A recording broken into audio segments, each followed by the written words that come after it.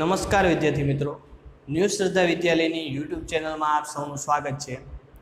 આજે આપણે ચર્ચા કરીશું સ્વાધ્યાય 2.1ની, પણ એના પહેલાં તમે જે કાલે થિયરી સમજ્યા હતા એની વાત કરી દઉં કે જે થિયરી તમે લખી સમજ્યા હતા એ થિયરી તમારે તમારી બુકની અંદર વ્યવસ્થિત અક્ષરે લખવાની છે। એની પછી જે આજે સ્વાધ્યાય કરાવીશ એ પણ તમારે બુકમાં લખવાનું છે। અક્ષર સારા હોવા જોઈએ, વ્યવસ્થિત સારા અક્ષરે લખવાનું છે। હવે આપણે સ્વાધ્યાયની વાત કરીએ તો સ્વાધ્યાયની અંદર જે કંઈ થિયરી ભણ્યા હતા એના તમને અલગ અલગ દાખલાઓ આપેલા છે। તો પહેલા દાખલાની વાત કરવી તો કે સ્વાધ્યાય 2.1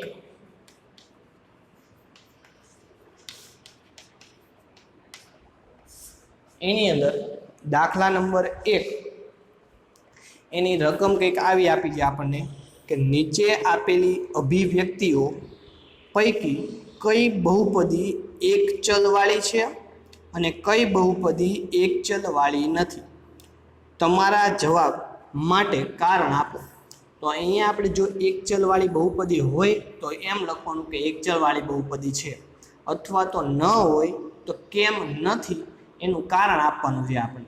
તો અહીંયા તમને 5 પ્રશ્નો આપ્યા છે। તો પહેલા પ્રશ્નની વાત કરવી તો પહેલો પ્રશ્ન એવો કીધો છે તમને કે 4x વર્ગ માઇનસ 3x પ્લસ 7।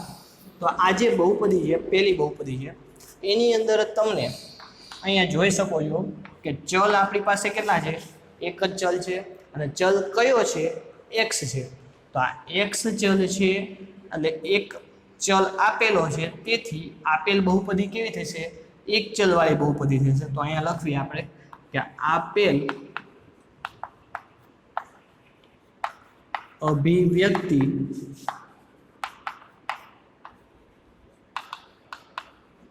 એક ચલ બહુપદી છે। એની પછી બીજો પ્રશ્ન એમ કીધો છે તમને કે y વર્ગ વત્તા વર્ગમૂળ 2, y વર્ગ વત્તા વર્ગમૂળ 2। તો આની અંદર આપણે જોવાનું છે ચલ।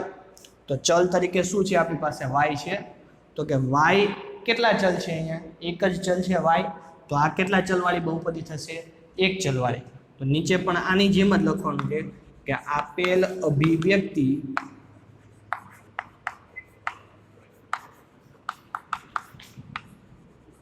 એક ચલ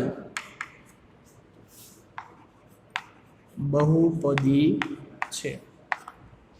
ચલો એની પછી ત્રીજું જે છે એની વાત કરવી તો ત્રીજાની અંદર તમને એવું કીધું છે કે 3 વર્ગમૂળ t વત્તા t વર્ગમૂળ 2। તો આ બહુપદીની અંદર ખાસ ધ્યાન દેવાનું છે કે અહીંયા તમને t ની ઘાત, અહીંયા જે t આપ્યો છે એ t ની ઉપર વર્ગમૂળ છે। તો t ની ઉપર વર્ગમૂળ હોય એટલે વર્ગમૂળ એટલે કેટલી ઘાત થઈ, 1/3 ઘાત થાય। તો t વર્ગમૂળ t એટલે કે t ની 1/3 ઘાત થાય। તો આ ઘાત ચાલે નહીં, કેમ કે બહુપદી માટે તમારી ઘાત છે એ પૂર્ણ સંખ્યા હોવી જોઈએ। પૂર્ણ સંખ્યા ક્યાંથી શરૂ થાય, આપણે શરૂઆતમાં સમજાવી હતી, પહેલી સંખ્યા હતી પ્રાકૃતિક સંખ્યા।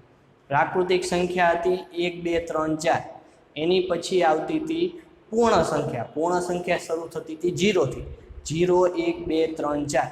તો અહીંયા તમારે 0 1 2 3 4 પૂર્ણ સંખ્યા હોય તો જ તમારો જવાબ ગણાય, બાકી ગણાય નહીં। તો અહીંયા આપણે એવું લખશું કે અહીં અભિવ્યક્તિમાં ચલની ઘાત પૂર્ણ સંખ્યા નથી, તેથી તે એટલે કે અભિવ્યક્તિ એક ચલ બહુપદી નથી। આ તમારો જવાબ થઈ ગયો। એની પછી ચોથું જે આપ્યું છે, ચોથાની અંદર એવું કીધું છે આપણને કે y વત્તા 2/y। હવે અહીંયા પણ આપણે જોવી કે y છે, y એમને એમ લખવી, વત્તા 2 એમને એમ, વાયની ઉપર વાયને આપણે ઉપર લઈ આવી તો કેટલી ઘાત ગણાય? -1 ઘાત ગણાય, કારણ કે 1/વાય હોય આવું આપણે શીખેલા છીએ કે 1/વાયને y-1 ઘાત લખાય, અથવા તો માઇનસ ઘાત વાળું હોય તો એને 1/વાય લખી શકાય. તો અહીંયા તમારી વાયની -1 ઘાત થાય તો -1 ઘાત છે એ પૂર્ણ સંખ્યામાં આવતી નથી, કારણ કે પૂર્ણ સંખ્યા 0 થી જ સ્ટાર્ટ થાય છે, 0 1 2 3 4.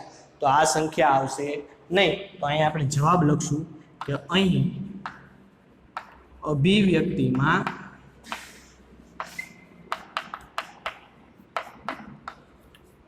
ચલની ઘાત પૂર્ણ સંખ્યા નથી, તેથી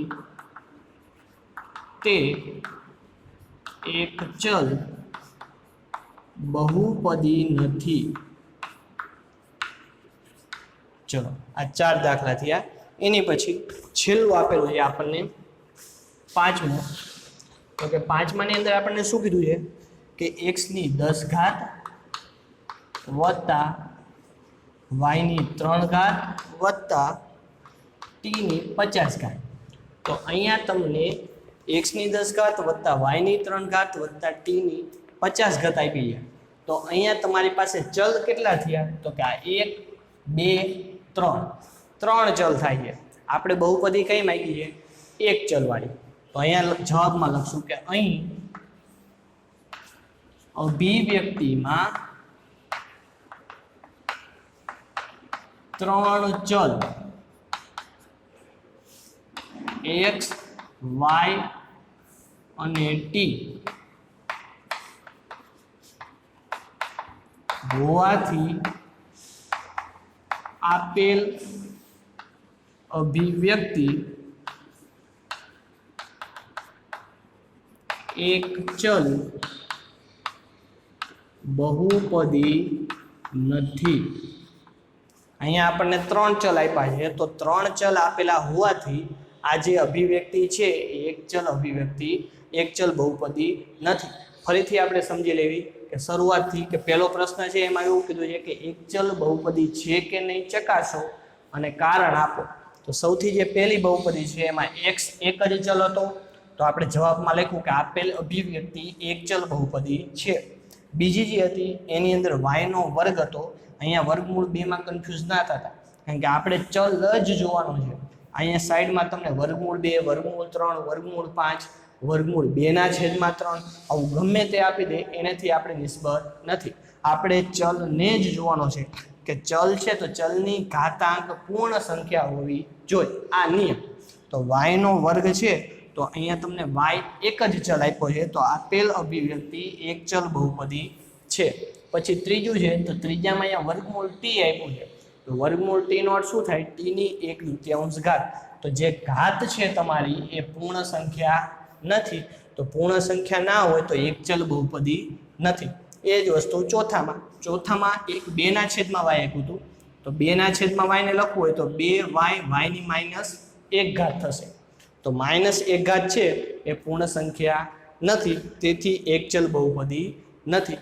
5માની અંદર તમને x y અને t આ ત્રણેય ચલ આપેલા છે, તો 3 ચલ આપ્યા છે તો એને એક ચલ બહુપદી આપણે કહી શકવી નહીં.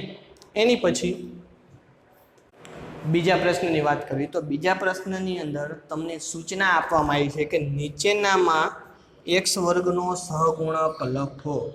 તો પ્રશ્ન નંબર 2,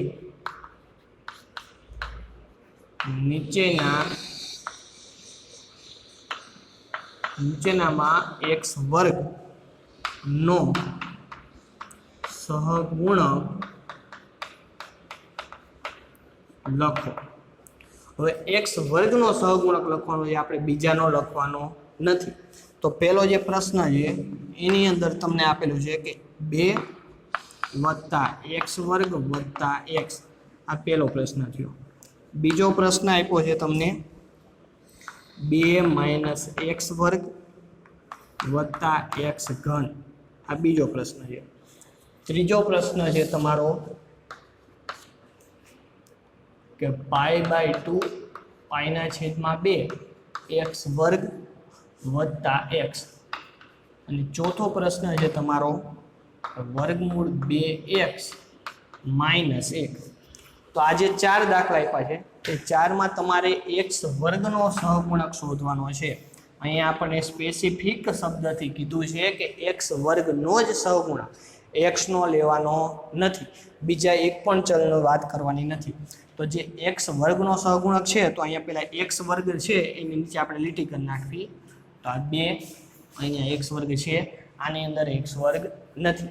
તો અહીંયા સૌથી પહેલી વસ્તુ કે x વર્ગનો સહગુણક, તો x વર્ગ માટે અહીંયા આગળની બાજુ તો સહગુણક પહેલા કોને કહેવાય? તો કે ચલની સાથે જે જોડાયેલો ભાગ હોય. તો x વર્ગની સાથે અહીંયા શું જોડાયેલું છે? અહીંયા કંઈ નથી, તો શું લખાય? +1. તો અહીં x વર્ગનો સહગુણક 1 છે. અહીંયા તમે 1 લખો અથવા તો +1 લખો તો ચાલે. એની પછી બીજાની વાત કરીએ તો બીજાની અંદર x વર્ગની આગળ માઇનસ નિશાની છે. તો અહીંયા કંઈ ના હોય તો શું હોય? 1 તો હોય જ તે. તો અહીંયા લખવી કે અહીં x વર્ગનો સહગુણક -1 છે. એની પછી ત્રીજું, તો ત્રીજામાં x વર્ગ આગળ છે π/2 એટલે કે π/2. તો અહીં x વર્ગનો સહગુણક π/2 છે. અને જે ચોથું છે, ચોથામાં x વર્ગ આપ્યું જ નથી. તો x વર્ગ ના આપ્યું હોય તો શું કરવાનું? તો કે x વર્ગ નથી આપ્યું, અહીં x વર્ગનો સહગુણક 0 છે. 0 કેમ થયો એ તમને સમજાવી દઉં. ધારો કે વર્ગમૂળ 2x છે એમને એમ લખવી, -1 એમને એમ લખવી. હવે મારે અહીંયા x વર્ગ લખવા છે તો x વર્ગની આગળ હું અહીંયા 0 ગુણ નાખું તો 0 × x વર્ગ એટલે આખું પદ 0 થઈ જાય. આખું પદ જે 0 છે એ 0 આની સાથે ગણતરીમાં આવશે નહીં. તો અહીંયા 0 હોય તો જ તમારું x વર્ગ વાળું પદ હોય નહીં. એટલે 0 સાથે ગુણાતા એ પદ કેવું થઈ જાય? 0 થઈ જાય. તો આનો અર્થ શું થયો કે x વર્ગ છે એનો સહગુણક અહીંયા શું થશે? તમારી પાસે 0 થાય. એની પછી હવે દાખલા નંબર 3 આપેલો છે. તો એની અંદર તમને એવું કીધું છે કે 35 ઘાતાંક વાળી દ્વિપદીનું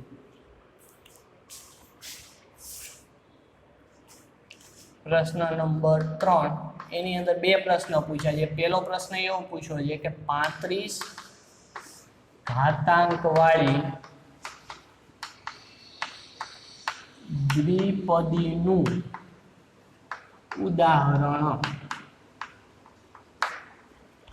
પહેલો પ્રશ્ન છે 35 ઘાતાંક વાળી દ્વિપદીનું ઉદાહરણ, અને બીજો પ્રશ્ન છે તમારો કે 100 ઘાતાંક વાળી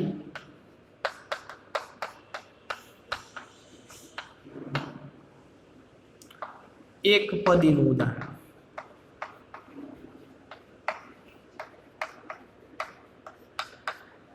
કોઈ પણ એક ઉદાહરણ આપવાનું છે. તો અહીંયા પેલા શાંતિથી વ્યવસ્થિત શબ્દ સમજવાનો છે. પહેલો પ્રશ્ન અહીંયા 2 શબ્દ છે, 35 ઘાતાંક અને દ્વિપદી. તો એની ચર્ચા કરવી. તો સૌથી પહેલા દ્વિપદી એટલે પદ કેટલા હોવાના? 2 પદ. અને 35 ઘાતાંક વાળી એટલે 35 ઘાતમાં આવવા જોઈએ. તો અહીંયા ઉદાહરણ લખું છું કે x ની 35 ઘાત એટલે 35 ઘાતનું કામ થઈ ગયું. આપણને શું કીધું છે?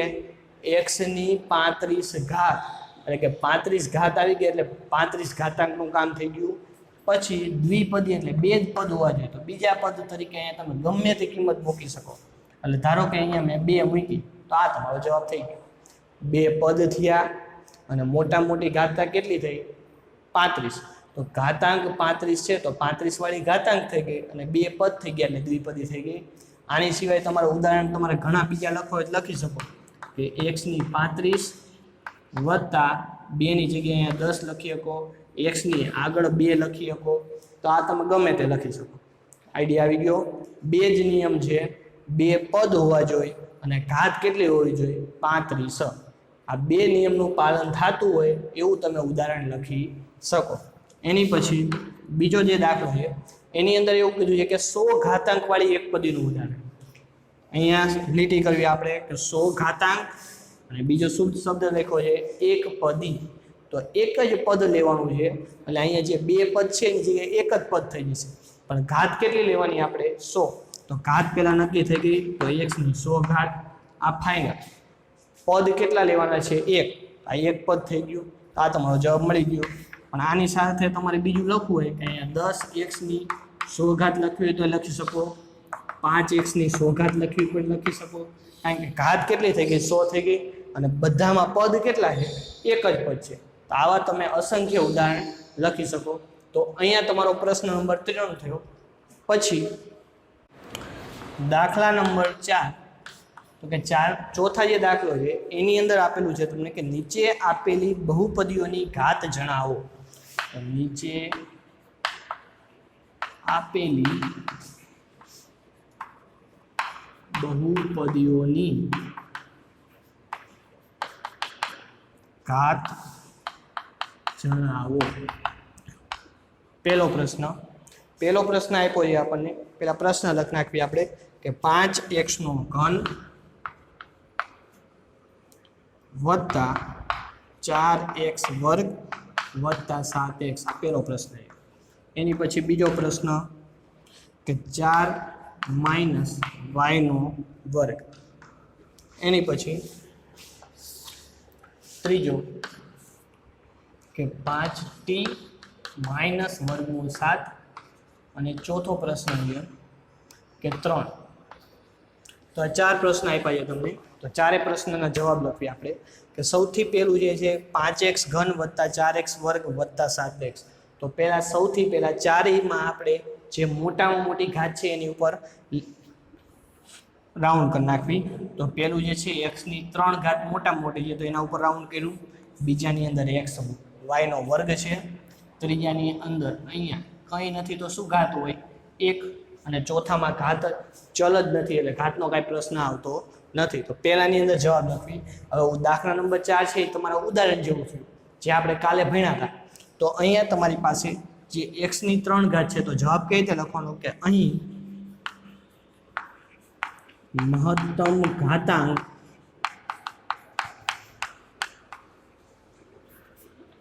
ત્રણ છે તેથી બહુપદીની ઘાત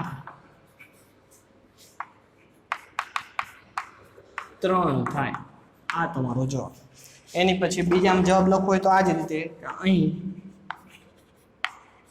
મહત્તમ ઘાતાંક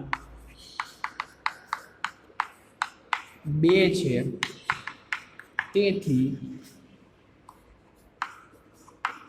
બહુપદીની ઘાત 2 થાય. તો આ 2 જવાબ થયા. ત્રીજામાં જવાબ લખો શું લખાય કે અહીં મહત્તમ ઘાતાંક 1 છે તેથી બહુપદીની ઘાત 1 થાય.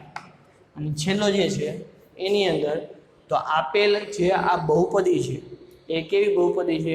અચળ બહુપદી છે. તો આપેલ બહુપદી અચળ બહુપદી હોવાથી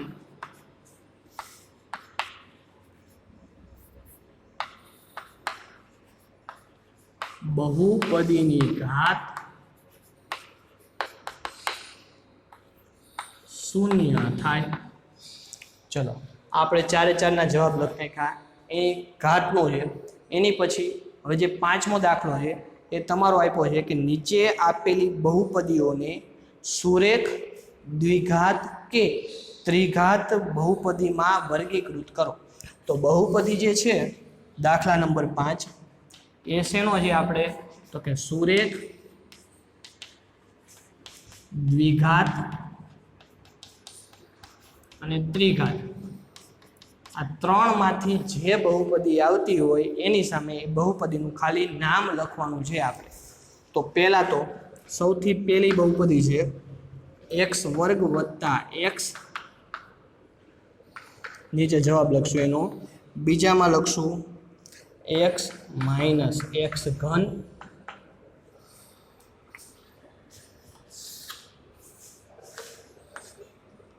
ત્રીજાની અંદર છે y વત્તા y વર્ગ વત્તા 4. ચોથાની અંદર છે 1 વત્તા x. પાંચમાની અંદર છે 3t.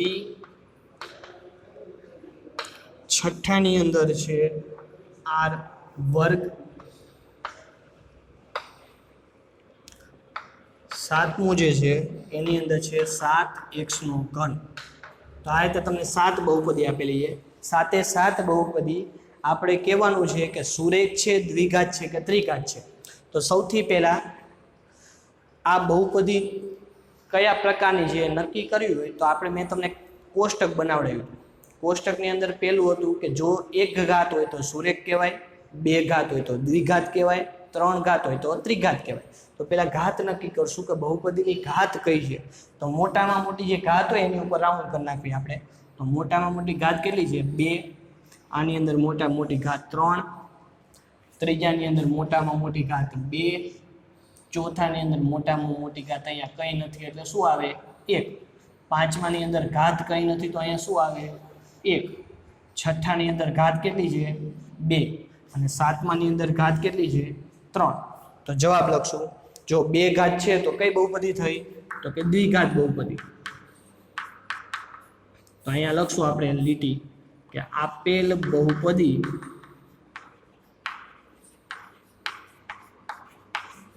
દ્વિઘાત બહુપદી છે. બીજાની અંદર જવાબ લખવું હોય તો કે આપેલ બહુપદી 3 ઘાત છે તો કઈ બહુપદી થશે? તો કે ત્રિઘાત બહુપદી. તો ત્રિઘાત બહુપદી છે. એની પછી ત્રીજાની અંદર ઘાત 2 છે તો આપેલ બહુપદી દ્વિઘાત બહુપદી છે. ચોથાની અંદર આપેલ બહુપદી, હવે અહીંયા ઘાત કેટલી છે આપણી પાસે? 1 ઘાત છે. તો 1 ઘાત હોય તો એને શું કહેવાશે? સુરેખ. તો આપેલ બહુપદી સુરેખ બહુપદી છે. પાંચમાની અંદર 1 ઘાત છે તો લખશું આપણે કે આપેલ બહુપદી સુરેખ બહુપદી છે. અને છઠ્ઠામાં આપણને 2 ઘાત છે તો આપેલ બહુપદી દ્વિઘાત બહુપદી છે. અને છેલ્લે જે સાતમું છે એની અંદર 3 ઘાત આપી છે તો કે આપેલ બહુપદી ત્રિઘાત બહુપદી છે. તો અહીંયા કુલ આપણને જે દાખલા ગણ્યા એમાં શરૂઆતથી આપણે ફરીથી રિવિઝન કરી લેવી આખા સ્વાધ્યાયનું. તો કે સૌથી પહેલું જે હતું એમાં હતું સ્વાધ્યાય 2.1માં પહેલો પ્રશ્ન હતો કે એક ચલવાળી બહુપદી છે કે નહીં તપાસો. તો એ એક ચલની વાત થઈ. બીજો જે પ્રશ્ન હતો એ હતું કે x વર્ગનો સહગુણક. તો સહગુણક આપણે શીખ્યા કે સહગુણકની આગળ નિશાની જોવાની. નિશાની હોય પ્લસ હોય કે પ્લસ સાથે લખવાનું, માઇનસ હોય તો માઇનસ સાથે. ત્રીજો પ્રશ્ન હતો કે 35 ઘાતાંકવાળી બહુપદી અને 100 ઘાતાંકવાળી બહુપદી લખો. તો એ આપણે લખ્યું હતું કે 35 ઘાતાંકવાળી બહુપદી લખી અને 100 ઘાતવાળી બહુપદી લખી. એની પછી ચોથો પ્રશ્ન હતો બહુપદીની ઘાત લખો. તો આ બહુપદીની ઘાત લખી આપણે. અને એની પછી જે પાંચમો પ્રશ્ન હતો એ હતું સુરેખ દ્વિઘાત કે ત્રિઘાત બહુપદી છે તે કહો. તો પહેલાં જે બહુપદી છે એની ઉપર આપણે ઘાત, જે મોટા મોટી ઘાત છે એ રાઉન્ડ કરી નાખી અને એની ઉપરથી આપણે લખ્યું કે બહુપદીનો પ્રકાર કયો છે. તો અહીંયા આપણે સ્વાધ્યાય જે 2.1 છે એ પૂરું થાય છે. તો અહીંયા સુધીનું કામ તમારે વ્યવસ્થિત રીતે તમારી બુકમાં સારા અક્ષરે લખવાનું રહેશે. અસ્તુ. જય ગુરુદેવ.